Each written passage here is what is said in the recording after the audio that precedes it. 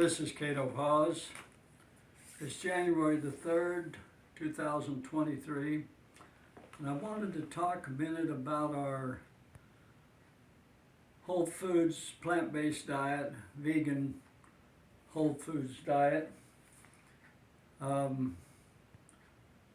We've been doing that for a total of 15 years now. We had a 2-year break in which we ate eggs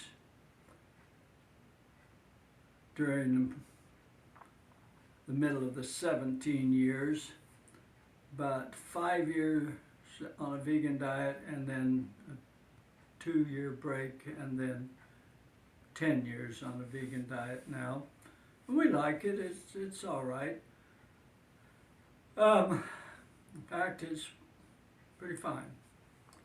How did we ever get interested in this, or how did I ever get interested in it?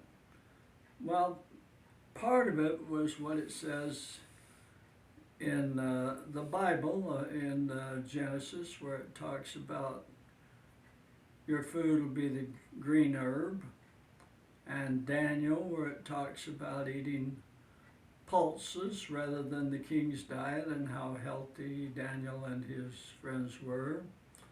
And then the Word of Wisdom, section 89 of the Doctrine and Covenants, promises that if you keep and do these sayings in the Word of Wisdom, that you'll be able to run and not be weary and walk and not faint. So I was interested in these kind of things, and in the church we have a hymn that says, "And they eat but very little meat," and so the subject was on my mind for a number of years. It turned out I didn't really think you could be a vegan, eat without meat or eggs or fish or chicken or, things from the animal kingdom. But long about sometime in the 90s, I began to meet people who were vegans and were doing all right. I met a girl in about 1998 in a gardening class I had, who was 18 years old, said she'd been a vegan all her life, and she was doing great. I asked her if she took any vitamins. No, she didn't. Well, I found out pretty soon that most people, if not all, in this country that try to get by without any food from the animal kingdom are going to need to take a B12 tablet. In fact, they usually recommend that everyone take a B12 tablet. It comes from bacteria, and we do everything we can in this country to get rid of bacteria.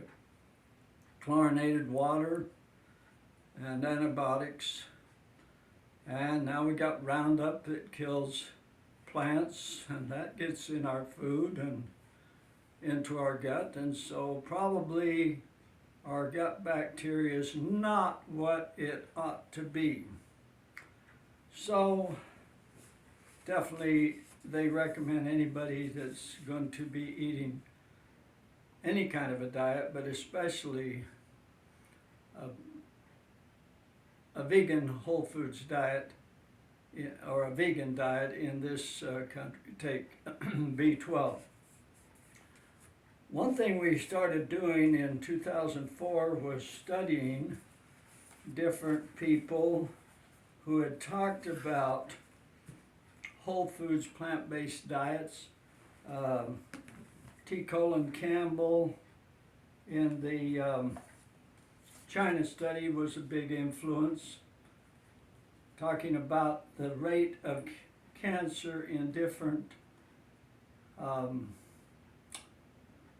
provinces in China. The study was done in the 90s, I believe, and reported it about year 2000.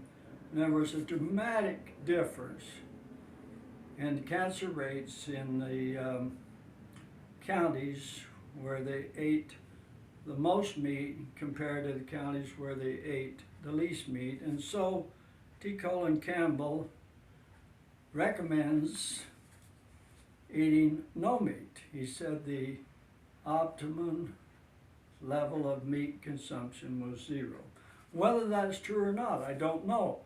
Possibly the most healthy diet, and we probably could agree on this, is a diet of very little meat and fish and other animal products, and no dairy. That'd probably be the healthiest diet. In all my experimentation back in the 80s and things like that, I decided the healthiest diet was a lacto-vegetarian diet, a lot of milk and cheese and stuff like that.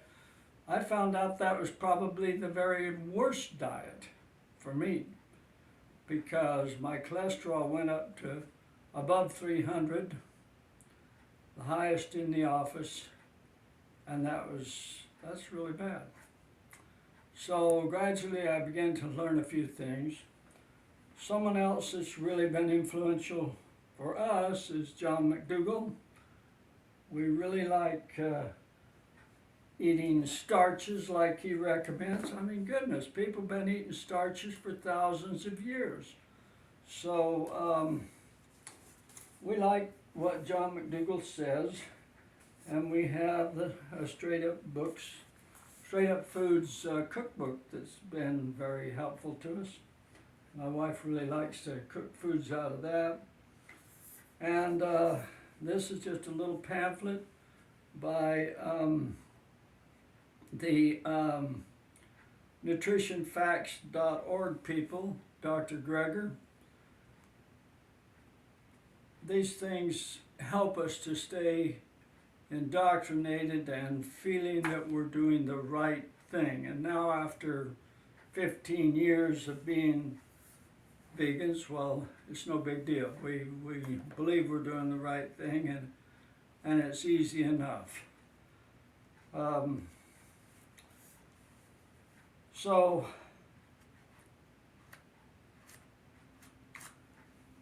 personally, I have a problem with wheat. So what do we eat? Well, we eat rice and potatoes, corn and beans, millet, lots of vegetables and fruit. That's about it, your four main food groups. Grains and legumes, fruit and vegetables. That's your new basic four food groups. Grains and legumes, fruits and vegetables. And you may or may not get a lot of help from your doctor on that. A lot of doctors, like Dr. John McDougall, are all in favor of it. They think it's the greatest thing on earth.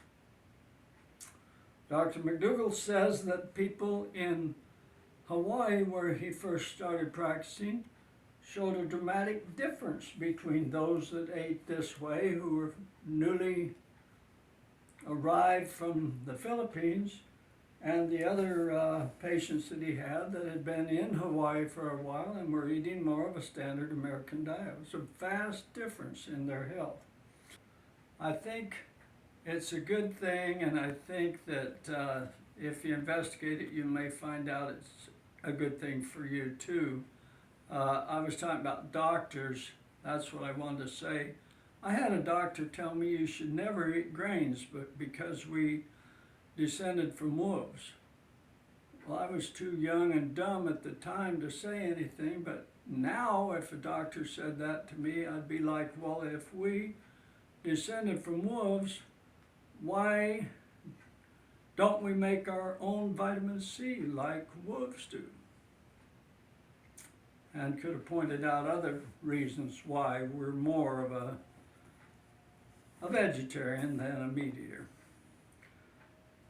Some other time I'll talk about the specifics of what we eat, but I think the main point I want to make in this video is that it can be done, and it should be done, not only for our own health, but for the health of the earth. Thank you for watching. Have a good day.